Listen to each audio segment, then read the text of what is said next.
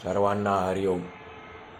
सुखासारिखे पूर्ण वैराग्य ज्याचे, वसिष्ठा परी ज्ञान योगेश्वराचे.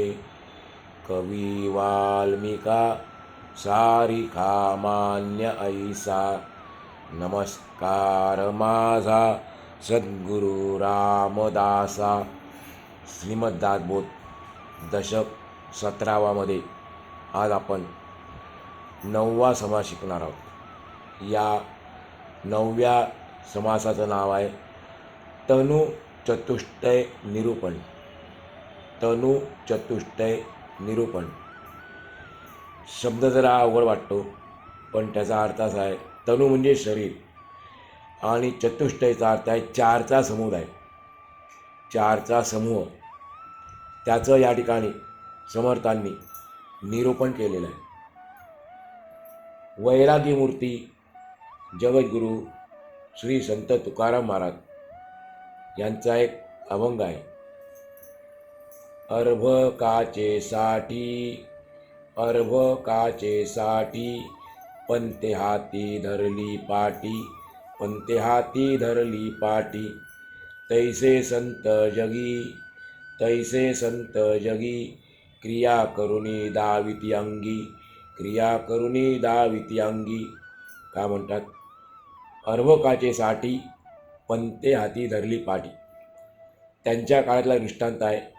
आजही ती अवस्था आहे, परंतु त्या काळातली नावं आहेत. अर्भक म्हणजे लहान बालक.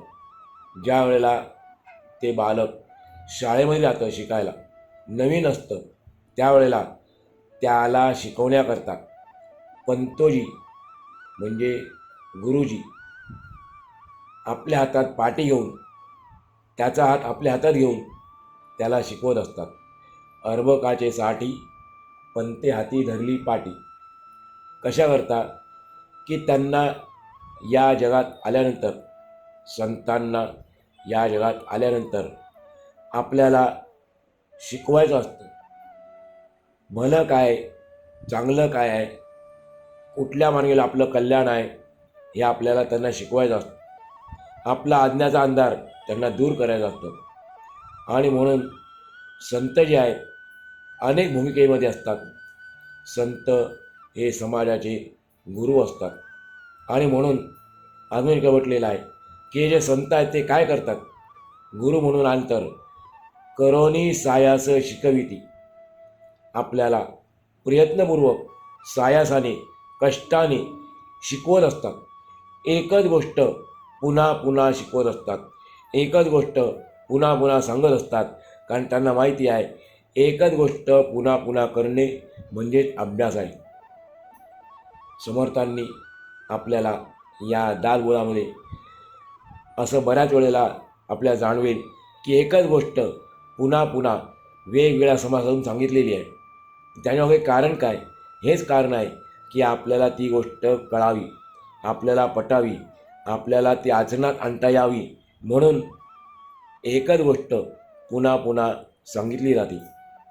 मागच्या समासामध्ये समर्थांनी जो विषय सांगितलेला होता तोच विषय या समासामध्ये समर्थांनी एका वेगळ्या रीतीने प्रतिपादन केला आहे.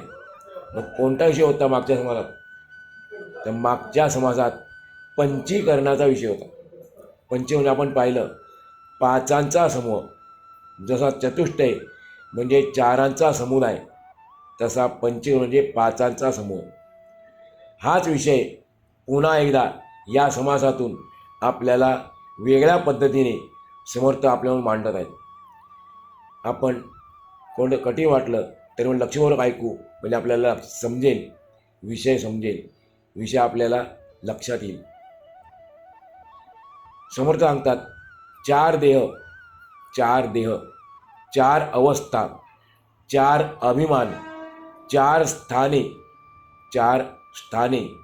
चार भोग, चार मात्रा, चार गुण आणि चार शक्ती, ही सगळी मिळून 32 तत्वे होतात. हे आपण जे ऐकले ते 8 आहेत आणि प्रत्येकाला 4ने गुणल्यानंतर 32 होतात. त्याच्यापुढे समर्थ आता विश्लेषण करतात. स्थूल देहाची 25 तत्वे आणि सूक्ष्म देहाची 25 तत्वे ही दोन्ही मिळून 50 तत्वे होतात. आपलं जे शरीर आहे, जे आपल्याला दिसतं ते स्थूल शरीर आहे. त्याच्या आतमध्ये सूक्ष्म शरीर आहे. या स्थूल देहाची 25 तत्वे आणि सूक्ष्म देहाची 25 तत्वे ही दोन्ही मिळून 50 तत्वे होतात. त्याच्या पुढे अजून आपल्याला आणखीन दोन देह आहेत. त्यामध्ये कारण देहाचे अज्ञान आणि महाकारण देहाचे ज्ञान अशी 2 तत्वे घातली म्हणजे सगळी मिळून 84 तत्वे होतात. अगोदरची 32, नंतरची 2 25 म्हणजे 50 आणि पुढची 2 म्हटली तर ती 82 तत्वे होतात. तिसरा देह जो आहे तो कारण देह आहे आणि चौथा महाकारण आहे. याचंच आपल्याला समाजामध्ये समर्थांनी सांगितलेलं आहे वर्णन करून. ज्ञानाने अज्ञान ओळखावे. साक्षीपणाने वरील 82 तत्वाचे निरसन करावे. अखेर ज्ञान आणि अज्ञान दोन्ही जाऊन विज्ञान शिल्लक राहते. स्वामीजी सांगतात, स्थूल, सूक्ष्म, कारण आणि महाकारण असे 4 देह आहेत. वर आपण जे पाहिले 32, प्रत्येकी 4-4 काय आहे त्याचा आता आपण विभागणी ऐकूया. 4 देह कोणते? स्थूल, सूक्ष्म, कारण आणि महाकारण असे 4 देह आहेत. नंतर पुढे म्हणतात 4 अवस्था: जागृती, स्वप्न, सुषुप्ती आणि तुर्या. या 4 अवस्था आहेत. पुढे सांगतात 4 अभिमान कोणते? विश्व, तेजस, प्राज्ञ व प्रत्यगात्मा हे 4 अभिमान आहेत. जागेपणी हा देह मी आहे, जागेपणी हा देह मी आहे असा अभिमान असणारा तो विश्व. स्वप्न पडत असताना वावरणारा मी तो तेजस आहे. गाढ झोपेत असणारा मी म्हणजे प्राज्ञ आणि तुरीय अवस्थेमध्ये जो साक्षीरूप अंतरात्मा असतो तो म्हणजे प्रत्यगात्मा. पुढे सांगतात विश्वाचे स्थान नेत्र, विश्वाचे स्थान नेत्र. तेजसाचे स्थान कंठ म्हणजे गळा. प्राज्ञाचे स्थान हृदय आणि प्रत्यगात्माचे स्थान टाळू आहे. असे 4 स्थान वेगवेगळी आहेत.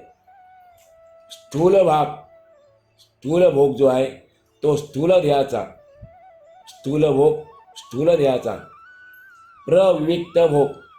प्रविविक्त भोग सूक्ष्म देहाचा आनंद भोग.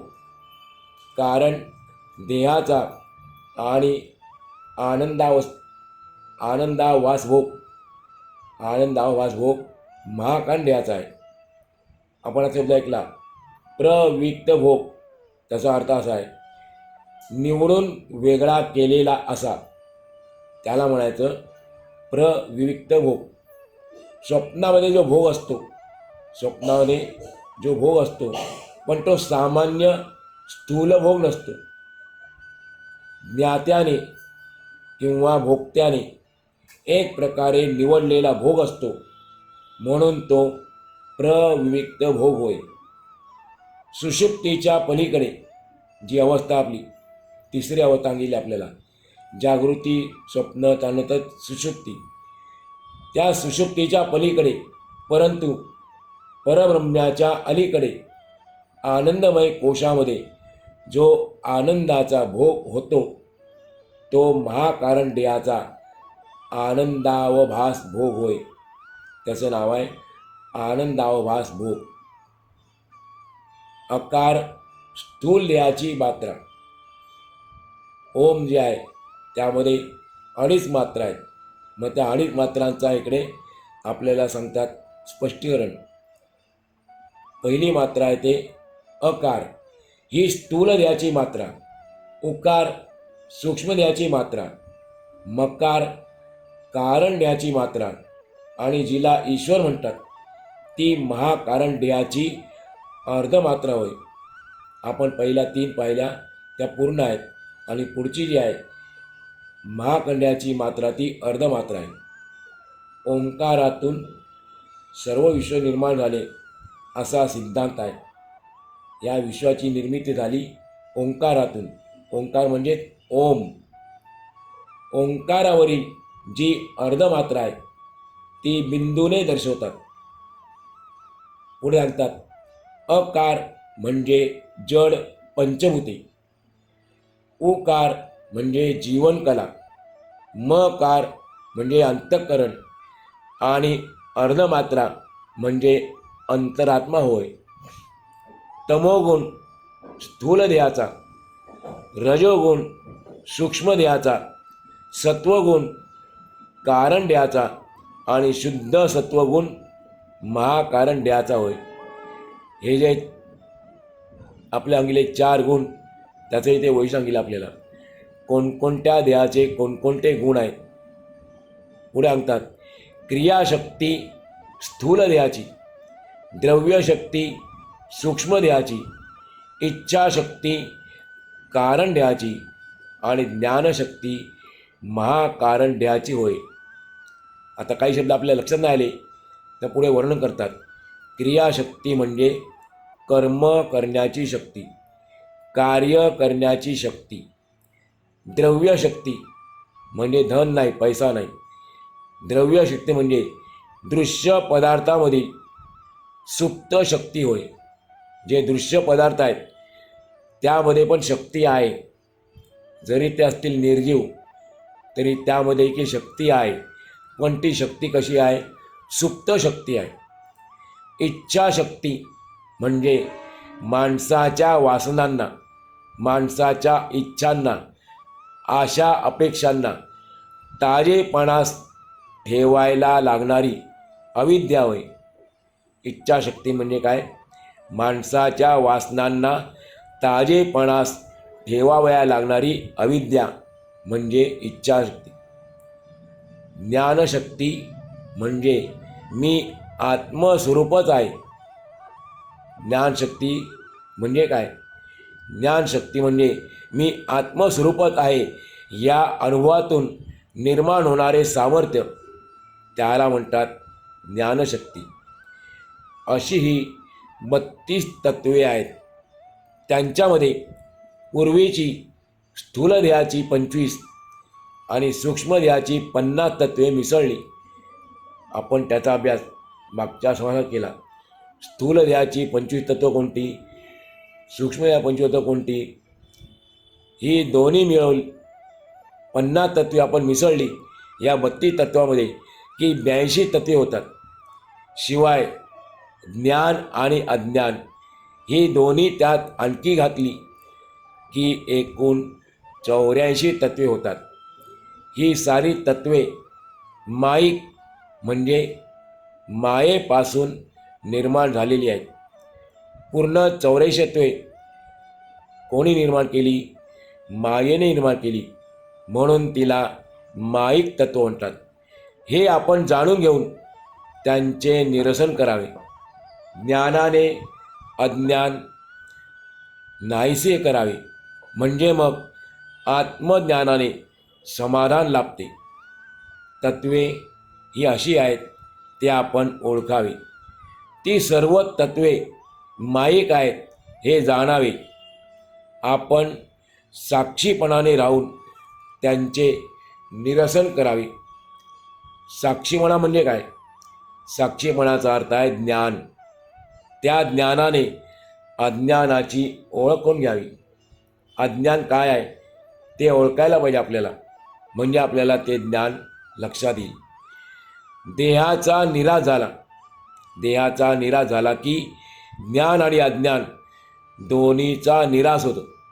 म्हणजे दोन्ही निघून जातात. ज्ञान आणि अज्ञान दोन्हीचा निराश होण्याकरता आपल्या देहाचा निराश होणे आवश्यक आहे.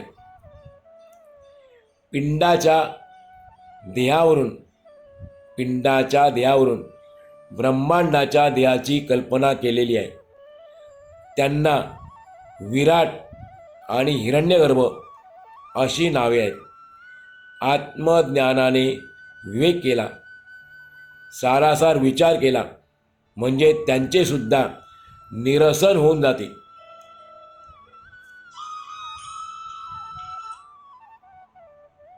आत्मज्ञानाने विवेक केला असताना, सारासार विचार केला असताना त्यांचे सुद्धा निरसन होऊन जाते.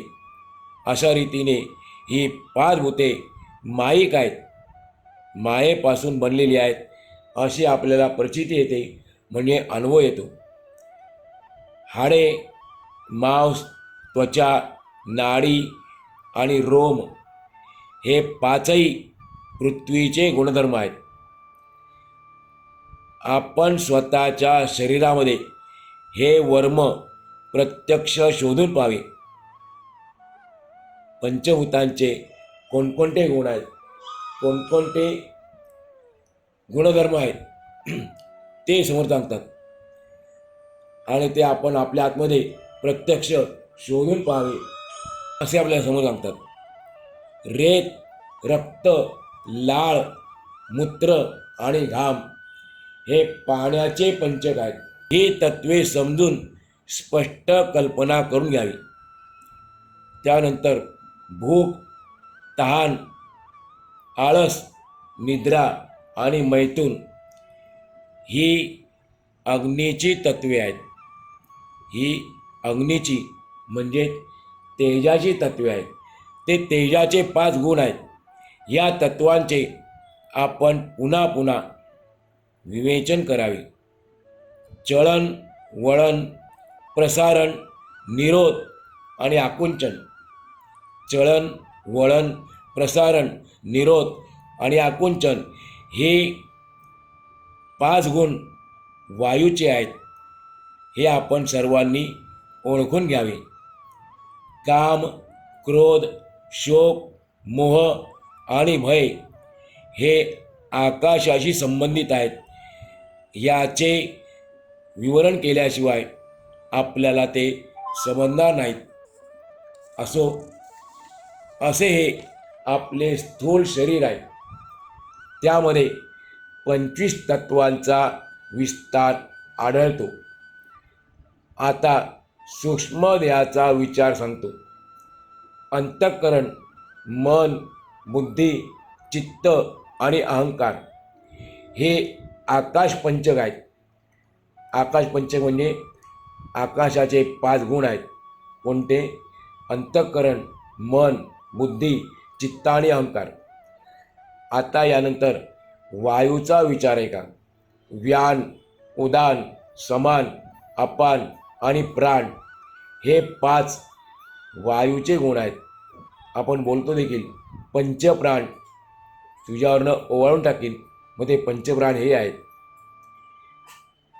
कान, त्वचा, डोळे, जीभ आणि नाक हे 5 तेजाचे गुण आहेत. नंतर वाणी म्हणजे वाचा, आपण बोलतो ती. हात, पाय, जननेंद्रिय आणि गुद हे पाण्याचे प्रसिद्ध गुण आहेतच. तर शब्द, स्पर्श, रूप, रस आणि गंध हे 5 पृथ्वीचे प्रसिद्ध गुण आहेत. अशी ही सूक्ष्मदेहाची 25 तत्वे आहेत. असं या समासातून आपल्याला समर्थांनी शरीराचे जे 4 प्रकार आहेत ते आपल्याला कोणते 4 प्रकार? स्थूल, सूक्ष्म, कारण आणि महाकारण यांचं विश्लेषण या समाजात केलेलं आहे. अशा प्रकारे श्री दासबोधाच्या गुरु शिष्य संवादातील 17 दशकातील तनु चतुष्टय नावाचा हा 9वा संवाद पूर्ण झाला.